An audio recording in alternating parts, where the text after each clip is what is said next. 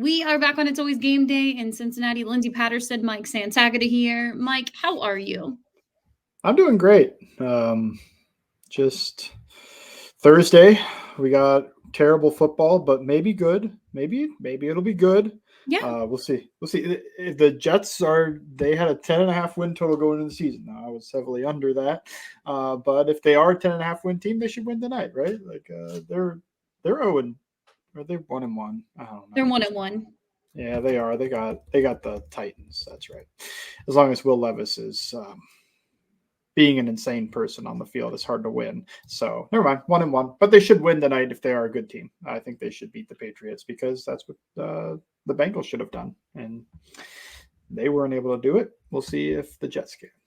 Yeah, we'll see what that game looks like. We are moving on. It's a big day for the Cincinnati Bengals because they return to practice. They have the Monday Night Football schedule, so just meetings on Wednesday, practice on Thursday. It's technically a Wednesday for them. We heard from head coach Zach Taylor. We heard from quarterback Joe Burrow, and I thought he said a few things that I actually want to get into. But good injury update right now. Not super surprising because he was out there during warmups, and I think we kind of just felt like week 3 or week 4 could be an option for the T. Higgins return. T. Higgins was limited. I'm sure the team is not going to go full go in his first practice back, so we'll monitor that. But it really feels like a positive outlook for T. Higgins to return for Monday Night Football, which would be absolutely huge. Amarius Mims was limited today. Chris Jenkins out there with his club on, and I think that could be huge if he returns because you might need it with BJ Hill and Sheldon Rankins currently being day-to-day with their hamstring injuries. Obviously, Lawrence Guy, who they signed to the 53-man roster, is going to be helpful when you think of the defensive line going into Monday Night Football if BJ Hill and Sheldon Rankins can't go. So any thoughts about some of the injury updates at practice? Besides Von Bell, I do want to note that Von Bell did leave practice early with the back injury. Yeah, a lot to get to, but I think the most exciting one is it seems like T. Higgins is trending towards playing. Yes.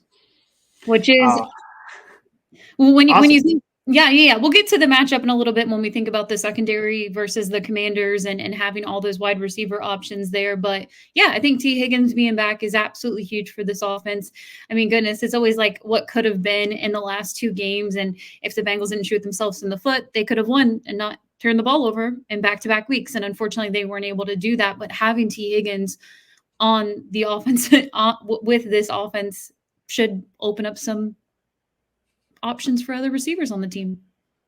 Yeah, we'll see how they game plan to work Higgins and Chase together. Do they keep going with the 12 personnel stuff now that you have 2 very good wide receivers on the field compared to just one very good wide receiver and a bunch of role players? Maybe that's why they wanted to do so much tight end stuff last week. I hope not. I think that their best personnel grouping in general will probably be Higgins, Chase, All, and Sample, along with one of the running backs. Don't really care who. I think that's going to be their best personnel grouping because you'll be able to run and pass from that look effectively. And what it really does is give you a real threat to run the ball while also having 2 dominant receivers on the outside. Like, I think that's going to be huge for them. But we have to see if they follow through with that. They loved the 12 and 13 and whatever other personnel groups they wanted to get to last week. This week, we got to see if they continue that or do they go back to being an 11 personnel team now that they have more wide receivers. Yeah, kind of moving on to the return of Chris Jenkins. I think, that's going to be something to watch. I didn't really know where my expectations would be with Chris going into his rookie year, but they need the help right now. What are you expecting from him going into this game? I expect solid defensive tackle play if he plays. I don't expect him to be the answer to solve who is the other guy besides Trey Hendrickson that's going to be able to rush the passer. I think that would be putting a lot on a rookie's shoulders who didn't do that too much in college. But I think he should be able to provide solid run defense.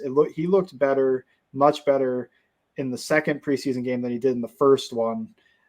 You're looking at a guy that in college was a very good run stopper. He has to play with a better base, at least compared to that first week in the NFL, but then he did in the second week. So we'll see how it goes. I would think this is more probably saying about the defensive tackles that are else in the room. I think he'll be the best defensive tackle in the game for them, not for both sides. But that also is not the highest of bars because it's their 5th and 6th defensive tackle, at least when healthy, along with a guy they signed off the street. So I hope he can go. I don't know if we're getting, we're not at the point of like confirmation that he's ready yet. I think he's still wearing a club, but we'll see. Yeah. I expect that he'll be able to provide solid level play. And that's something that they don't have outside of their two starters that are now injured. Yeah, and he's not going to be the first and the last person playing with to ever go out there and play with the club. So if he needs to do it, maybe that's what we see on Monday night, because obviously he's recovering from his surgery.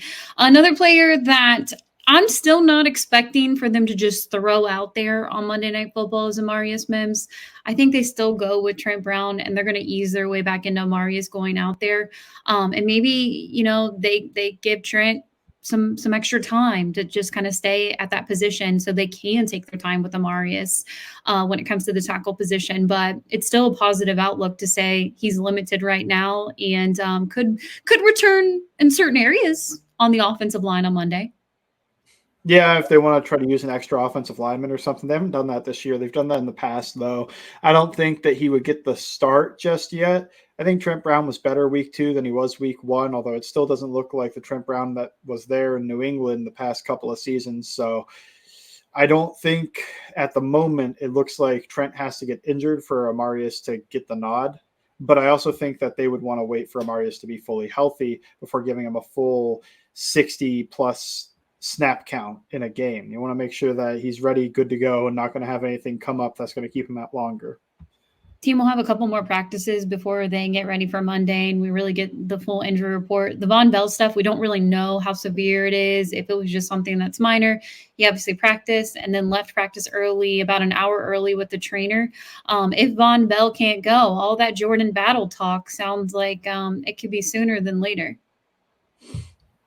Yeah, I mean, if this Von Bell injury is serious, if Jordan Battle doesn't start in place of an injured Von Bell, when does he see the field? Because I feel pretty good that he would be named the starter if Von Bell can't go, but I can't be 100% certain because there's just a little bit of mist in the air of uncertainty. Yeah, well, I felt like overall it was a positive outlook when you think about practice today. It's absolutely insane right now that it is in the high 80s, almost 90 degrees over the next few days. So that's what they're practicing in right now. So we'll see what the injury report looks like when we get closer to Sunday. And if anybody goes from limited to full, even Zach Taylor said he was asked if T needs to go full before they play on Monday Night Football. And he said not necessarily. So we'll see what that looks like. But it really does feel like optimism for T to return for that game in a few days. And that's absolutely huge for this offense. And we'll see what that looks like. But that'll lead us into just a little bit of a preview with this matchup with the Commanders. When you think about the Cincinnati Bengals offense coming off felt like an emotional loss versus the Kansas City Chiefs. I know Joe Burrow even talked about it today. He's like, look, I've moved on. And here's the next opportunity for us. We're playing on Monday Night Football. You have the Commanders coming in town.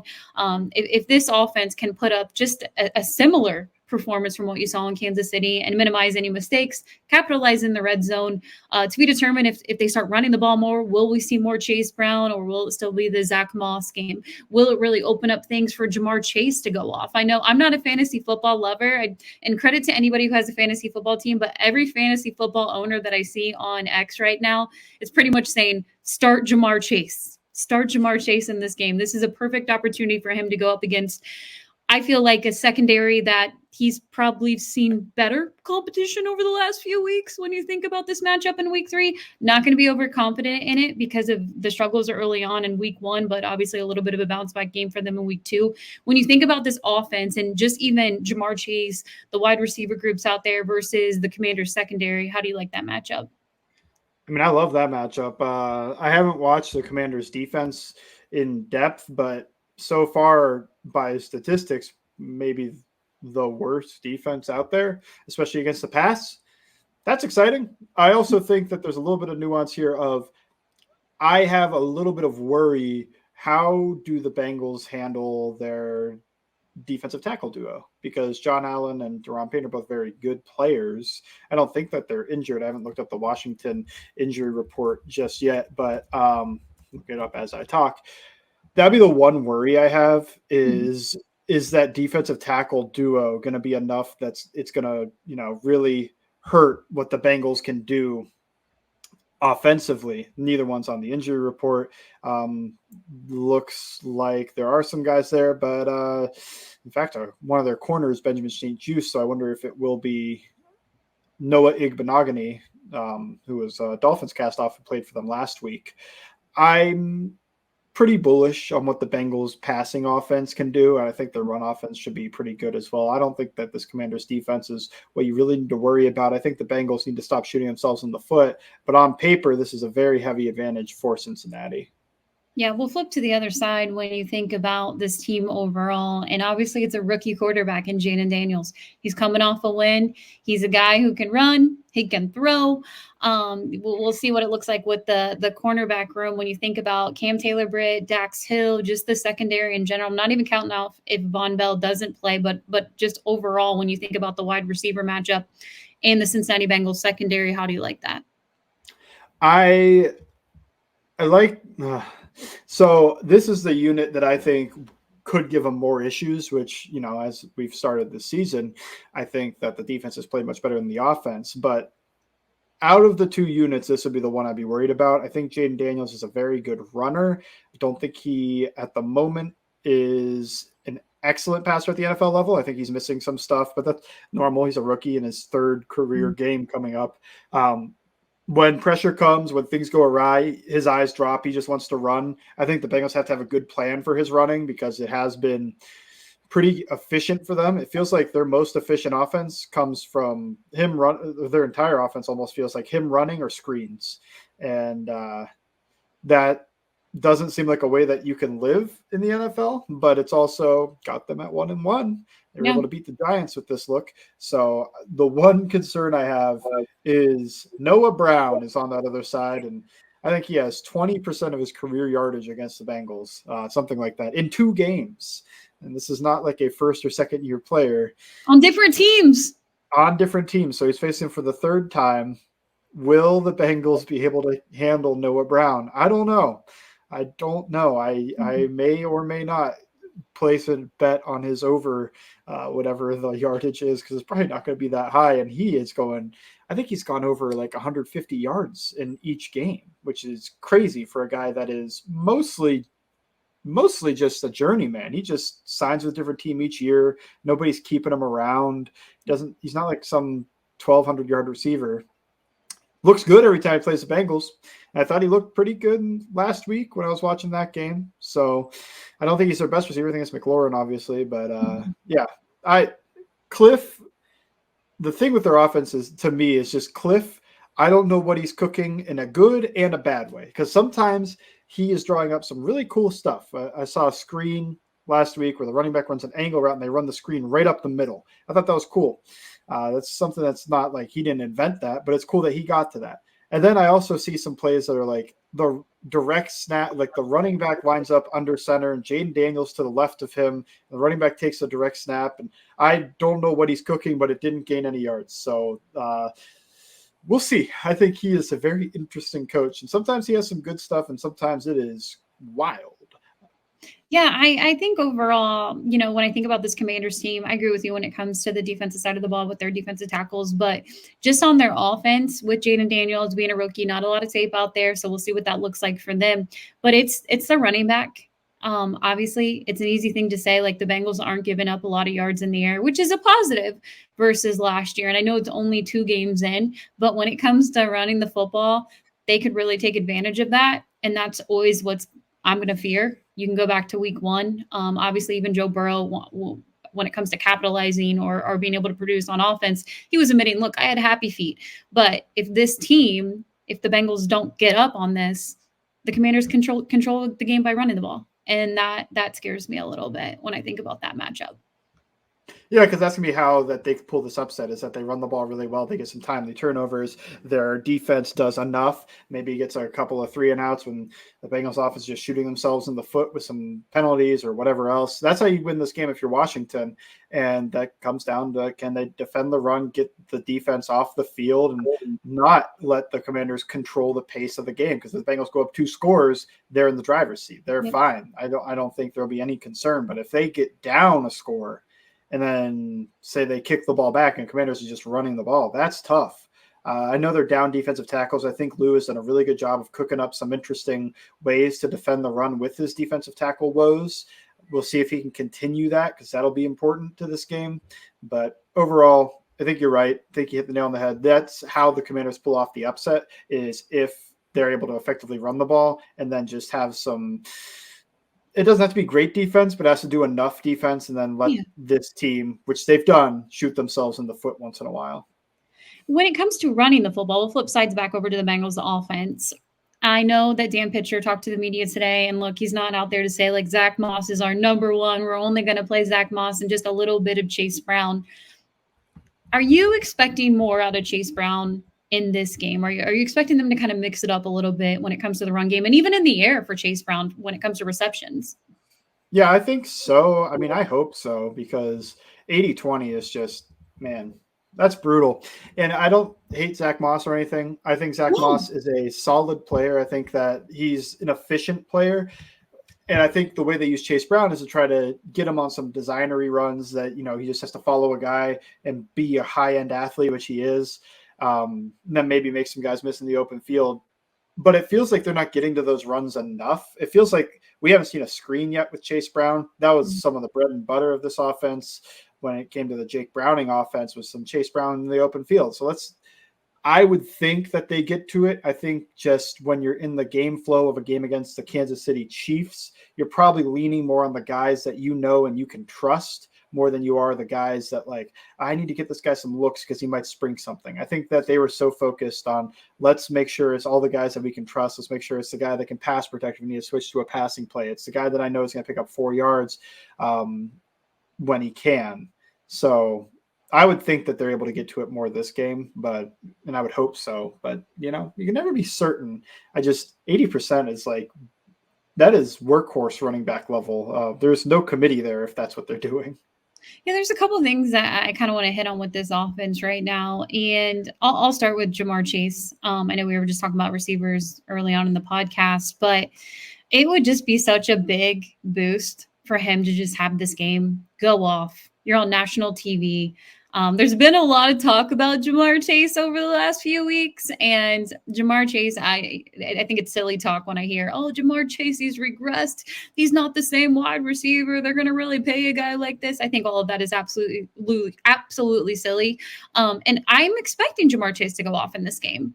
You know, if you have T. Higgins on the field too, and you have that threat, maybe they have the tight end threat too when they're out there when it comes to receiving options, I'm expecting Jamar to go off. I really am. When you think about those secondary matchups, if Joe Burrow can get the ball out, then he's who I'm expecting to go off in this game. And it would just be huge for this offense going forward to see both of them, you know, take advantage of having those two wide receivers on the field and showing us what we've seen before with Jamar and Joe Burrow. So I'm kind of expecting that in this game. I'm expecting more of an Uno game versus really anything else. Yeah, I think it's going to be a Jamar Chase or a T. Higgins type of game. If T. Higgins is fully healthy, ready to go and play a full amount of snaps, I think that's going to be their offense. It's going to be through those two guys. Maybe the Commanders try to double both of them, but I don't think they have the horses to really compete that way. I think that's a tough way to live in run defense. It's a tough way to live in terms of trying to guard the third guy, which maybe if you're doing that, then you might see Burton just run down the field because I don't think that Sanders still is going to keep up with him. I'm with you. I think this would be the game for Jamar Chase. I think any of the talk about regressing, I just think that NFL fans and people that talk about this all the time feels like it's just goldfish memory where Joe Burrow has one bad week and now it's like he might be washed or he might be so injured that, you know, he might never be the same. And then it's like he looks pretty good the next week. Oh, okay. Now, he's the best chance they have at taking down Mahomes. It's like, well, just a week ago you're saying he was done. I think it's just the NFL is such a, you know, week by week league. Mm-hmm. And you're talking about Jamar Chase, who didn't do any of the training camp, didn't practice that much. I think there was a period, especially week one, where it didn't feel like he was on the same page as Burrow. It feels like Burrow still isn't always looking for him the same way he used to. Maybe that's going to change as we continue. But I think you could just look at the past 3 years if you're really concerned about whether Jamar Chase was a great receiver or not. Joe Burrow said it best in the offseason. He said mass amnesia. So I do feel like we see that a lot with football fans. There's one thing I wanted to point out because it was a topic today, and honestly, not even a topic. I feel like it was a positive update listening to Zach Taylor and Joe Burrow. Joe Burrow was asked about Jermaine Burton. We've talked plenty kind of about Jermaine Burton when he was drafted here. Obviously, there was on a preseason broadcast something about, falling asleep in a meeting. We don't even know if that was the NFL or if that was back when he was playing college football, but that was something that was brought up during the broadcast. And we're like, what's going on? Why is Jermaine Burton not a huge part of this offense early? But we also understand he's a rookie, and Joe Burrow's got to, build that relationship and trust when he has him out there. And Joe Burrow said today, like, look, Jermaine Burton is going to carve out his spot with this team, and he's been better today than he was 3 weeks ago. And I think that's absolutely huge for Joe to say. And even Jermaine Burton was talking to the media today, and he's like, look, I talked to Zach Moss for 30 minutes after that game and really kind of just got that leadership from the new running back in the locker room. And he just had, all positive things about what he's learning with this offense and Joe Burrow. And I think all of this is a really positive development. Would we be surprised if it wouldn't have been Jermaine Burton out there getting, I know it's not a lot of reps, but he's still getting more week by week. And I think that'll continue depending on, the health of Jamar and T. Higgins when they're on the field together. But I feel like that was just kind of a positive thing to hear from Joe Burrow when he had all good things to say about Burton and what he's going to do with this offense. Yeah, it seems like Burton's taking things more seriously too. If it sounds like he's earning the trust of everybody, that's great to see. I want to see him with a more expansive role this week. I think that would be huge for him to not just be a deep threat, but maybe to run some more stuff in there as well. But even if he's just a deep threat, he's a heck of a deep threat. So we'll see. But it does sound much more positive now than it did weeks ago when he was playing into the final minutes of a preseason game that Trent Irwin and Andre Iosivas got to sit through instead of have to be out there. I think it was more than just like people reading into things like words. It was reading into like, oh, he's out there right now. And then he didn't see the field much week one. And then they finally design up something for him in week two. And it feels like he's just earning more and more of the trust and both the staff and of the quarterback. Yeah, and I felt like Zach had kind of pretty much the same thing to say about Eric All, who I'm absolutely a huge fan of. I'm really excited to see how he continues to be a part of this offense, what that looks like. I'm not sure if you're like this, but when I was watching the game when they were in Kansas City, every time they would throw to him, I'm like, wait a minute, who's 83? That's not Tyler Boyd. And I'm like, oh, yes, it's the rookie. It's the rookie Eric All out there. And I think he's been reliable. I know it's like a small sample size, but another reliable rookie. And I think that's all a positive development for this offense. You need that youth to step up if guys like T. Higgins are gone next year. And I'm just excited to see what that role looks like for all of them on Monday night. You have Gesicki, you have Sample out there blocking, T. Higgins, Jamar Chase, maybe Jermaine Burton, and Yoshi. I don't know what Trenton Irwin's role is going to look like if everybody's healthy. If he'll still be, where would you put Trenton Irwin today, right now on this offense?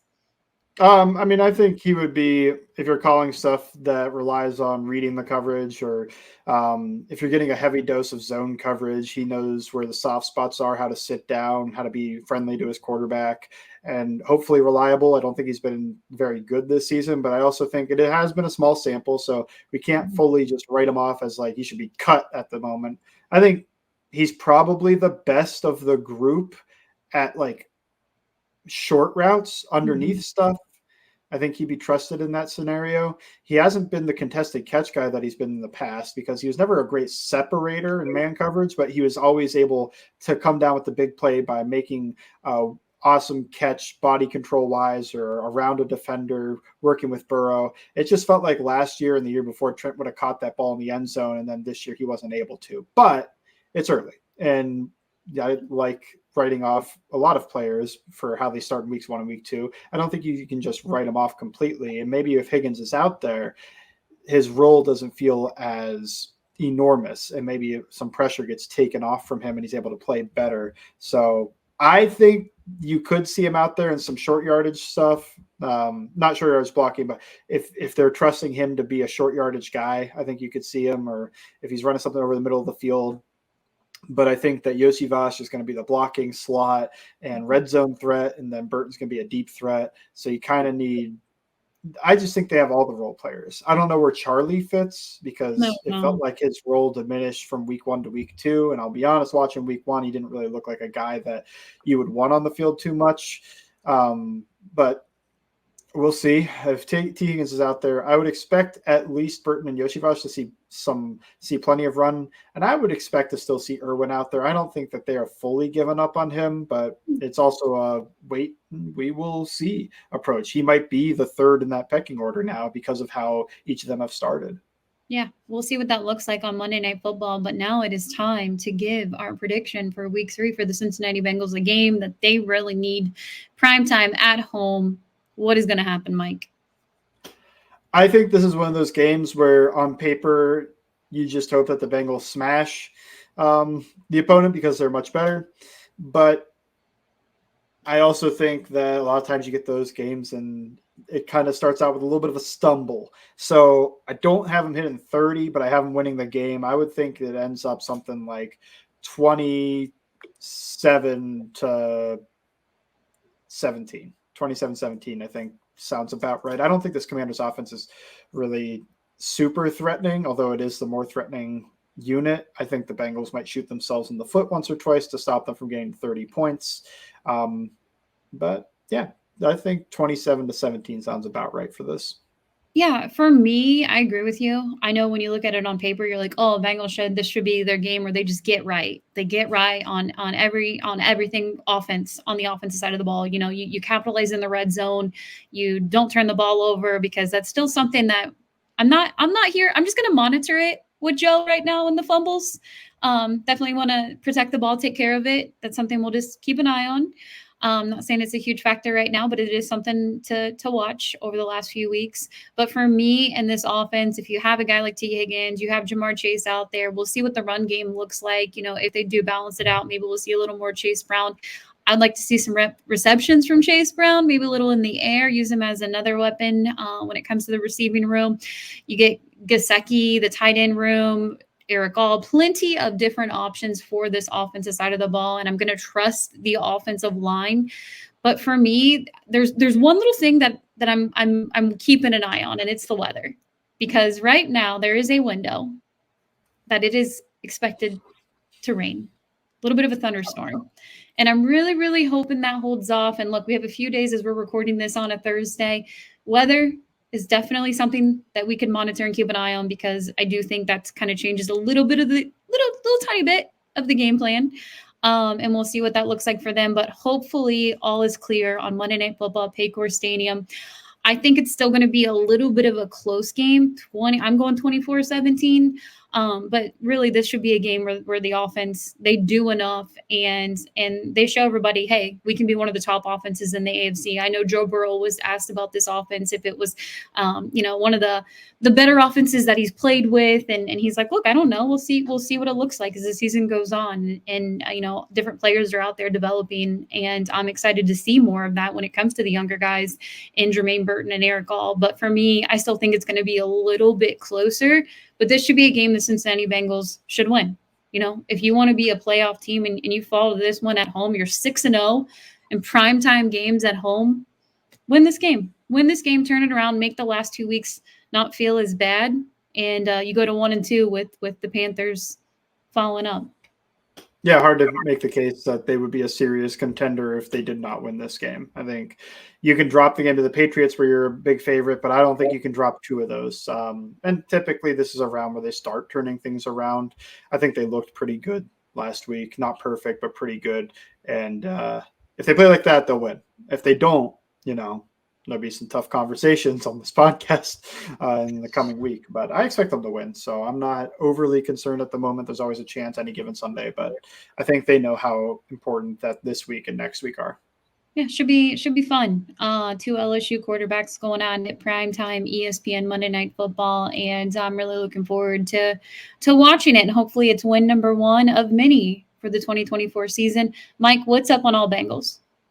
You can read a piece I wrote about how they should change their base defense to a 4-3 and use Akeem Davis Gaither more, especially at the moment, but maybe even in the future because they don't have the defensive tackle room that they used to. And then I might be able to get up a piece to preview the Commanders. I don't know if that would come out Monday morning or whenever, but there's the extra day.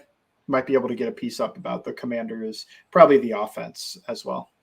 Make sure you check that out. Follow them over on X, Bengals_Sands, and you can follow me at LNDS Patterson. Thank you as always for listening to It's Always Game Day in Cincinnati.